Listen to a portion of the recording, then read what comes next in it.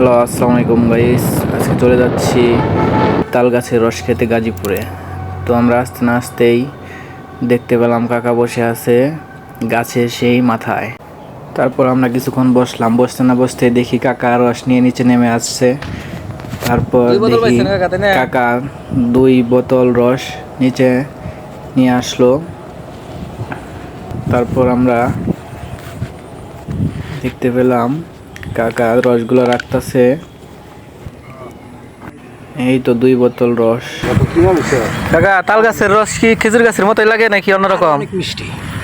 ওটা থেকে বেশি মিষ্টি? কত মিষ্টি। আমার গোটা দিয়ে দেন, আমরা যাই। কাজ আছে তো আবার থাকে দেখে থেকে দিতেছেন না, ময়লা নাই কোনো। এই ফুল আর ওই যে একটা ফুল টুল পড়ছে। হ্যাঁ, দেখলেন না 2 লিটার বোতল দিছি, দেখছেন, খেয়াল করছেন? হ্যাঁ, দেখছি তো, ভিডিও তো করছি।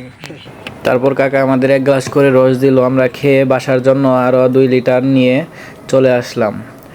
তো রসগুলো অনেক স্বাদ ছিল। তো আপনারা যদি কেউ খেয়ে থাকেন তাহলে অবশ্যই কমেন্টে জানাবেন। তো গাইজ, ভালো থাকবেন। আল্লাহ হাফেজ, আসসালামু আলাইকুম।